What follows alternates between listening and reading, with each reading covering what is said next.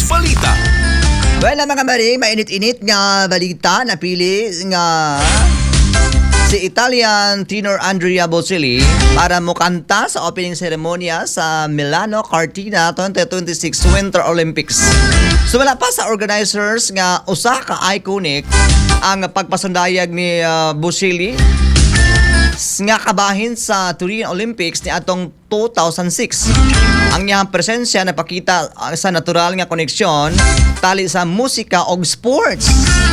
Pagkahimuon sa San Siro Stadium sa Milan ang opening ceremony karong Pebrero 6. Lakip nga napiling magpasundayag mao sila si Maria Carey o ang Italian singer-songwriter nga si Laura Pausini.